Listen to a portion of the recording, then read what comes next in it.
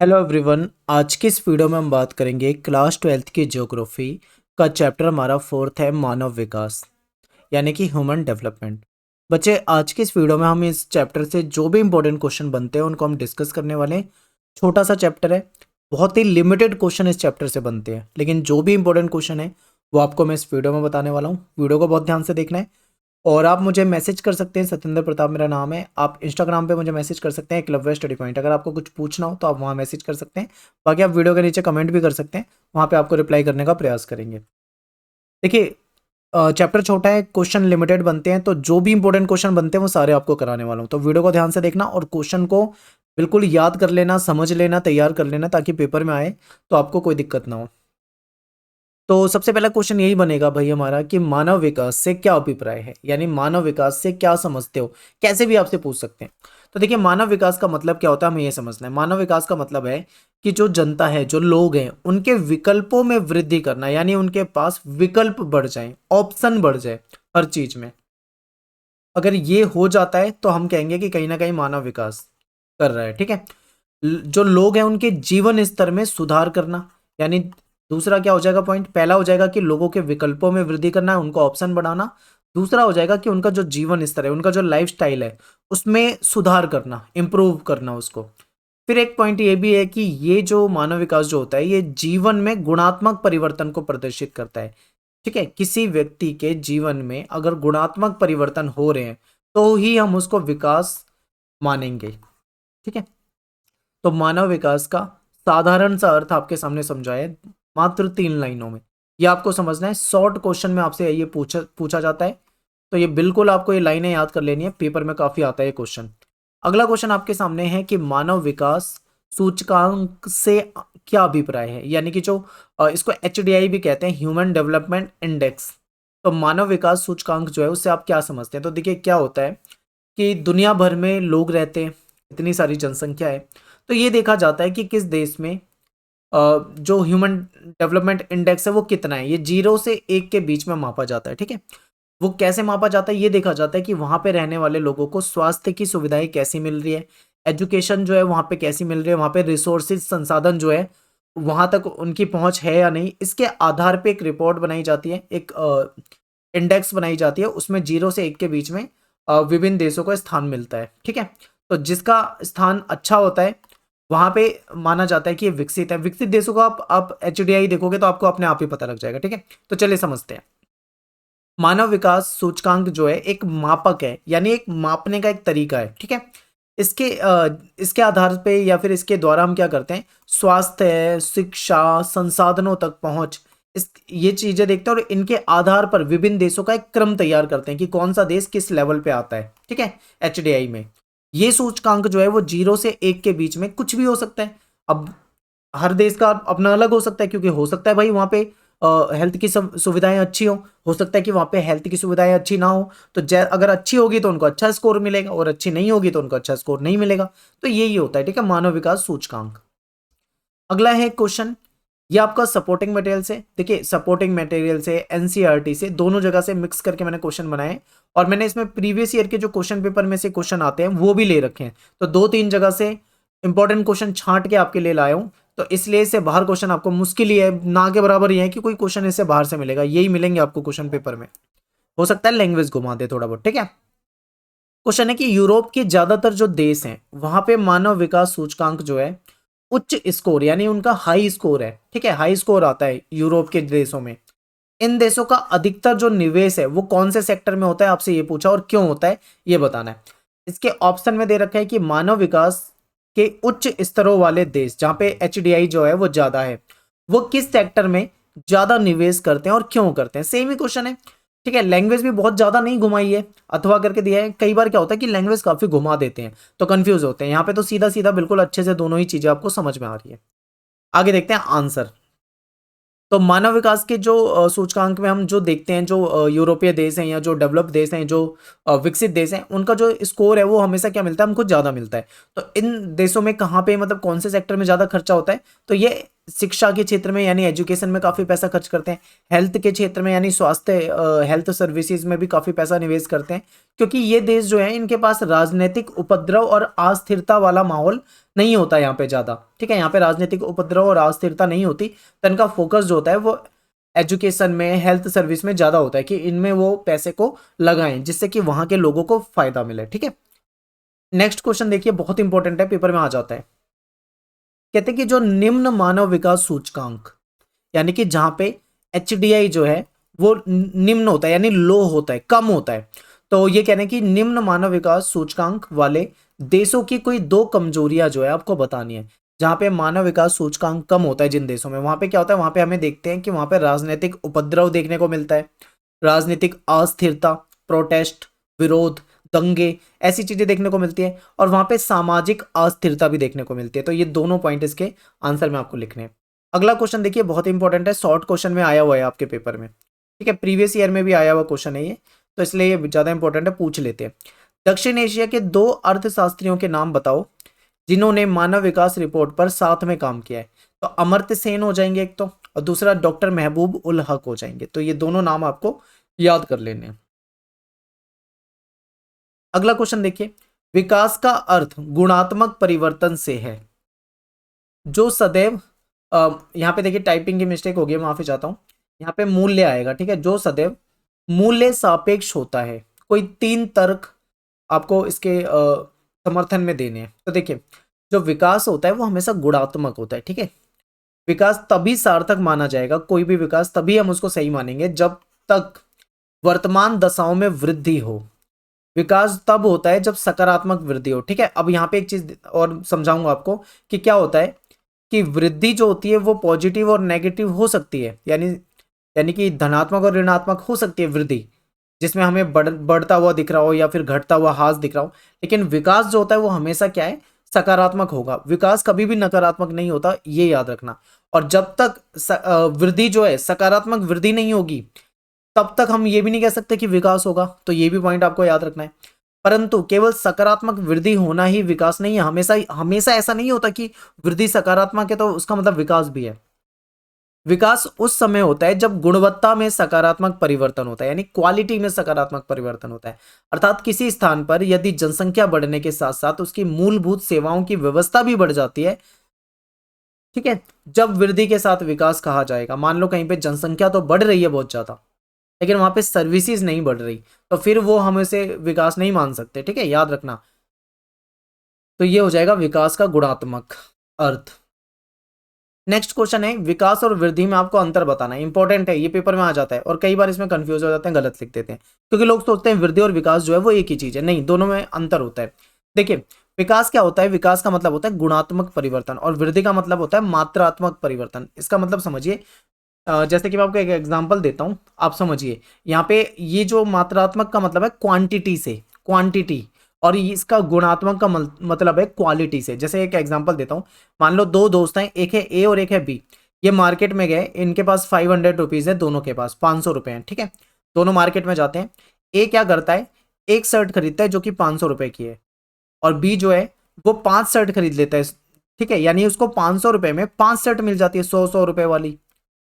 अब वो ये सोच के खुश हो जाता है कि भाई मैं तो 500 रुपये में 5 शर्ट लेके आ गया, बहुत खुश होता है वो, और ये 500 में केवल एक लेकर आता है। अब समझिए यहाँ पे क्या होता है, इसकी जो शर्ट होती है वो 5 साल चलती है, बहुत अच्छा कपड़ा होता है, बहुत ही अच्छा फैब्रिक, बहुत ही अच्छी क्वालिटी। लेकिन इसका क्या होता है, इसकी क्वालिटी अच्छी नहीं होती। जो बी 5 शर्ट ले आया 500 में, वो पांचों शर्ट उसकी 5 मंथ भी नहीं चलती, खराब हो जाती है। ठीक है, फट जाती है। तो ऐसे में क्या होता है, जो बी है, बी जो है इसने क्या करा है, इसने क्वांटिटी पे ध्यान दिया, क्वांटिटी ले आया, लेकिन इसने क्वालिटी पे ध्यान दिया। तो विकास और वृद्धि में यही अंतर है।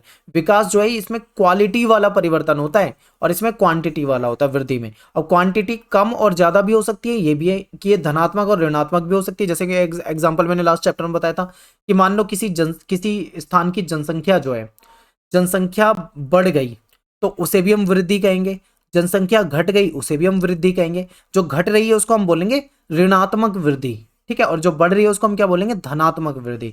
तो यहाँ पे ऐसा होता है। तो वृद्धि धनात्मक और ऋणात्मक दोनों हो सकती है। जबकि विकास हमेशा सकारात्मक होगा, विकास कभी भी नेगेटिव में नहीं हो सकता। ठीक है, ये मूल्य सापेक्ष होता है और ये मूल्य निरपेक्ष होता है, तो ये भी पॉइंट आपको याद रखना है, इंपॉर्टेंट है और आपको समझ गए होंगे, अच्छे से आपको समझाया है। अगला क्वेश्चन है कि डॉक्टर महबूब उल हक द्वारा मानव विकास का वर्णन किस प्रकार किया गया है। जो महबूब उल हक है उन्होंने मानव विकास का वर्णन किस तरीके से किया है, तो ये कहते हैं कि विकास जो है वो मानव के लिए विकल्पों में वृद्धि करता है, यानी उसके पास विकल्प बढ़ाता है। फिर मानव विकास जो है वो जीवन में सार्थक सुधार लाता है, यानी उसकी पॉजिटिव सुधार लाता है। विकास जो है वो परिवर्तनशील है और इसका उद्देश्य ऐसी दशा उत्पन्न करना है, ऐसी स्थिति बनाना है जिसमें लोग जो है अपना सार्थक जीवन जी सके। ठीक है, जिनके जीवन का कोई उद्देश्य हो, सही तरीके से वो जीवन जी रहे हो, तो ये विकास है। तो महबूब उल हक ने कहा है, यही क्वेश्चन आपके पेपर में आते हैं। एक अच्छा क्वेश्चन है ये, बहुत ही ज्यादा अच्छा क्वेश्चन है, इसको देखिए। क्वेश्चन ये है कि संसार के विभिन्न देशों में मानव विकास के निम्न अथवा उच्च स्तर क्यों दिखाई पड़ते हैं। एग्जाम्पल दीजिए, आपसे ये पूछ लिया। आप देखोगे, अगर आप यूएसए में देखोगे तो वहां पे मानव विकास सूचकांक जो है ज्यादा मिलेगा। ये अगर यही आप भूटान में देखोगे, भूटान और यूएसए का कंपेयर करोगे, तो आपको पता लग जाएगा कि एक जगह मानव विकास बहुत ऊपर है तो एक जगह बहुत ही कम है। तो ये अंतर हमें देखने को क्यों मिलता है दुनिया भर के देशों में, तो वही पूछा हुआ है। तो देखो, उच्च स्तर वाले देशों को सबसे पहले पढ़ते हैं ताकि आपको अच्छे से समझ में आए। जो जहां पे एचडीआई जो है वो ज्यादा होता है, यानी जहां पे ज्यादा होता है, और एचडीआई जहां पे कम होता है, इन दोनों को हम यहाँ पे पढ़ने वाले हैं। तो एचडीआई जहां पे ज्यादा होता है उसे देखिए। इन देशों में सेवाओं, यानी कि जैसे कि मान लो शिक्षा हो गई, स्वास्थ्य हो गई, इस पे सरकार जो है ज्यादा पैसा खर्च करती है। ठीक है, और इन सेवाओं को उपलब्ध कराना ही सरकार की प्राथमिकता होती है। सरकार का मेन उद्देश्य होता है कि एजुकेशन और हेल्थ सर्विस पे ज्यादा फोकस करे, ज्यादा पैसा खर्च करे। फिर क्या होता है, यहाँ पे राजनीतिक उपद्रव और सामाजिक अस्थिरता, यहाँ पे मतलब यहाँ पे राजनीतिक उपद्रव आपको देखने को नहीं मिलेगा, सामाजिक अस्थिरता आपको यहाँ पे नहीं मिलती, इसलिए भी इनका जो फोकस होता है वो इन चीजों पे ज्यादा हो पाता है। यहाँ बहुत अधिक सामाजिक विविधता भी नहीं होती है, एक ये भी इनके लिए थोड़ा प्लस पॉइंट हो जाता है। इसमें आ जाता है Norway, Iceland, Australia, Luxembourg, Canada, ऐसे देश आ जाते हैं यहाँ। तो ये इसीलिए क्या होता है, इनका जो एचडीआई है वो ज्यादा होता है, क्योंकि शिक्षा और स्वास्थ्य पे सरकार ज्यादा खर्च कर पाती है। लेकिन अगर निम्न स्तर वाले देशों में देखें तो यहाँ पे कुछ समस्या है। यहाँ पे क्या समस्या है, यहाँ पे क्या है, सामाजिक सेवा में सरकार द्वारा आवश्यक निवेश किया जाता है, यानी समाज के लिए। ठीक है, इन देशों में प्रतिरक्षा यानी डिफेंस के मामलों में और गृह कलह शांत करने में ज्यादा पैसा खर्च हो जाता है, सुरक्षा में ज्यादा पैसा खर्च करते हैं। और फिर यहाँ पे क्या होता है, यहाँ पे विवाद होते हैं, लड़ाई झगड़े होते हैं, प्रोटेस्ट होते हैं, दंगे होते हैं, ऐसी चीजें ज्यादा होती है, अस्थिरता, राजनीतिक अस्थिरता ज्यादा होती है इन देशों में। इसलिए सरकार का ज्यादा पैसा इन चीजों में खर्च होता है। सरकार हेल्थ में और एजुकेशन पे ज्यादा ध्यान नहीं दे पाती यहाँ पे। ठीक है, अधिकांश देशों में आर्थिक विकास की जो गति है वो बहुत धीमी होती है, क्योंकि ज्यादातर ये विकासशील देश हैं, तो यहाँ पे आर्थिक विकास की गति भी धीमी होती है। अधिकांश देश में राजनीतिक उपद्रव होता है, गृह युद्ध होता है, सामाजिक अस्थिरता होती है, अकाल, महामारी, इन चीजों से गुजर रहे होते हैं, इसीलिए इनका जो एचडीआई होता है वो क्या होता है, कम होता है।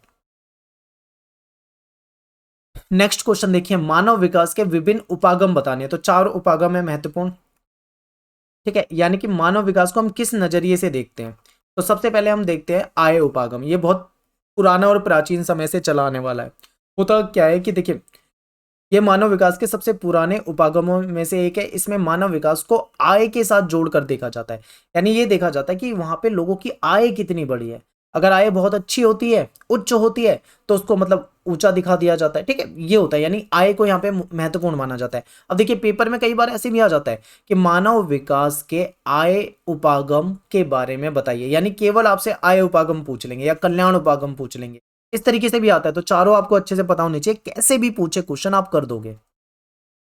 अब कल्याण उपागम क्या है, इसमें क्या है, इसमें क्या होता है कि मानव को लाभार्थी माना जाता है, यानी फायदा लेने वाला, और सभी जितनी भी विकास वाली गतिविधि होती है उसको लक्ष्य के रूप में देखा जाता है कि भाई जैसे एजुकेशन देनी है वो लक्ष्य है, हेल्थ के लिए हॉस्पिटल बनाने हैं उसे लक्ष्य माना जाता है, और मनुष्य को क्या माना जाता है, लाभार्थी, कि अगर ये स्कूल बना देंगे तो उसको उससे लाभ मिलेगा, हॉस्पिटल बना देंगे तो मानव जो है उससे लाभ लेगा, इस नजरिए से देखा जाता है।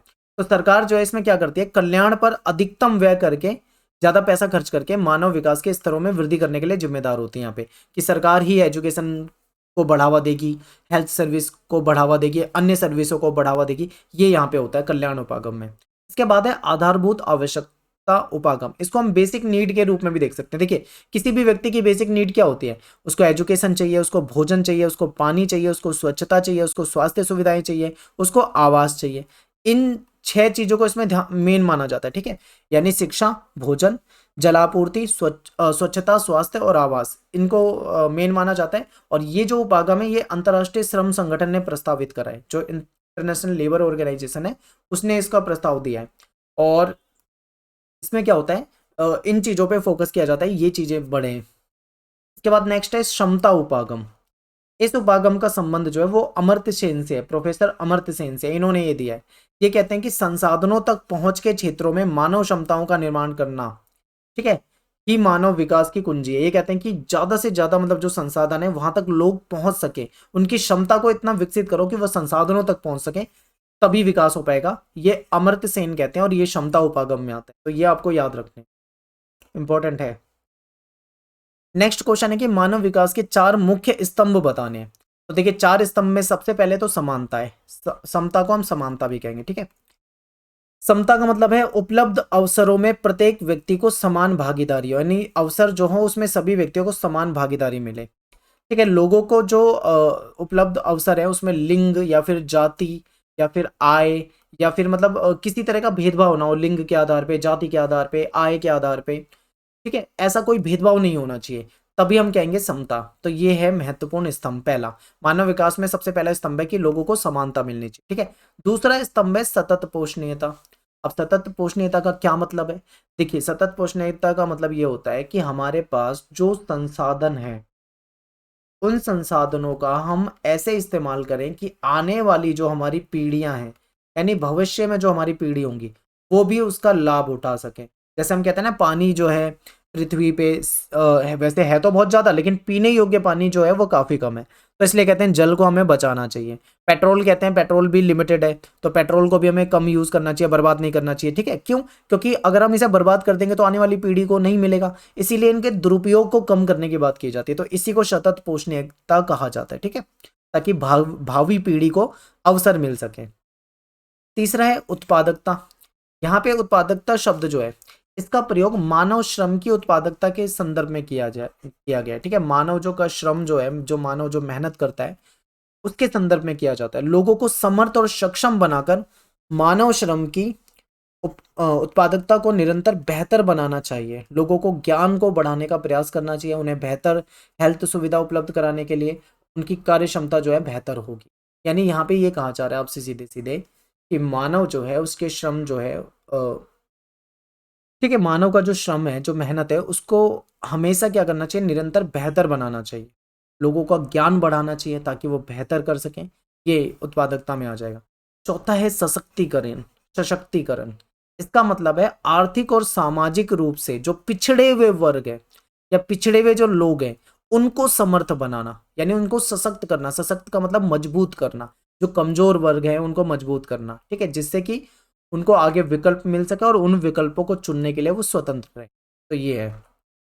नेक्स्ट क्वेश्चन है, बहुत इंपॉर्टेंट है, ये मैं अभी आपको बता चुका हूं कि सतत पोषणीयता मानव विकास के किस प्रकार आवश्यक है, तो बहुत आवश्यक है। सतत पोषणीयता का मतलब होता है अवसरों की सतत प्राप्तता, यानी कि आज के समय में जो हम संसाधन उपलब्ध है, हमें जो हम यूज कर रहे हैं वो आने वाली पीढ़ी के लिए भी उपलब्ध रहे, उनको भी समान अवसर मिले, ये इसका महत्व होता है। सभी पर्यावरणीय, वित्तीय और मानवीय संसाधन का उपयोग भविष्य को ध्यान में रखकर करना चाहिए, यानी कि हमें ये सोचकर करना चाहिए कि हमें ऐसे इस्तेमाल करें ताकि आने वाली पीढ़ी को भी वो मिल सके, उनके लिए खत्म ना हो। हमें कभी भी संसाधनों का दुरुपयोग नहीं करना चाहिए, ठीक है।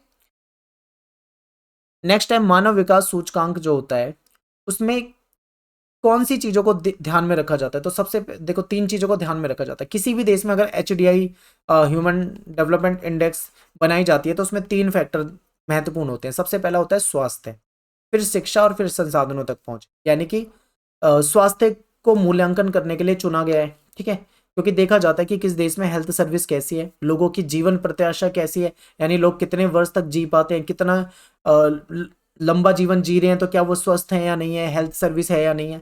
इस चीज को आधार बना के HDI बनाया जाता है, यानी ह्यूमन डेवलपमेंट इंडेक्स बनाया जाता है। दूसरा एजुकेशन, एजुकेशन को भी देखा जाता है कि कितने लोग पढ़े लिखे हैं, पढ़ने लिखने के लिए सुविधाएं उपलब्ध हैं या नहीं है, ठीक है। जो साक्षरता का अनुपात है वो कितना है, इस चीज़ को ध्यान रखा जाता है। फिर संसाधनों तक पहुंच देखा जाता है, क्या लोग संसाधनों को खरीद सकते हैं या नहीं खरीद सकते, वहां तक वो पहुंच उनकी है या नहीं है, सभी को समानता मिल रही है या नहीं मिल रही, इन चीज़ों का ध्यान रखा जाता है। तो यहाँ पे हमारा जो चैप्टर है ये खत्म हो जाता है। जो बताया मैंने आपको ये सारे के सारे इंपॉर्टेंट क्वेश्चन थे, इसमें प्रीवियस ईयर के क्वेश्चन भी थे, इसमें आपके सपोर्टिंग मटेरियल से भी थे, इसमें आपके एनसीईआरटी से भी क्वेश्चन थे, हर जगह से क्वेश्चन कलेक्ट करके मैंने आपके लिए वीडियो बनाई है। इससे बाहर आपके पेपर में क्वेश्चन नहीं आएंगे, तो आप वीडियो को बहुत ध्यान से देखें। टेलीग्राम ग्रुप को ज्वाइन कर लें, क्लास 12 ईएसपी न्यू ग्रुप नाम से है, और यहाँ पे आप जुड़ जाएंगे तो आपको वीडियो के जो लिंक वगैरह होंगे सारे एक जगह मिल जाया करेंगे, ठीक है। सारी चीज़ें अपडेट आपको वहाँ पे मिलती रहेगी। तो मिलते हैं नेक्स्ट वीडियो में। थैंक्स फॉर वॉचिंग सभी को। जय हिंद, जय भारत।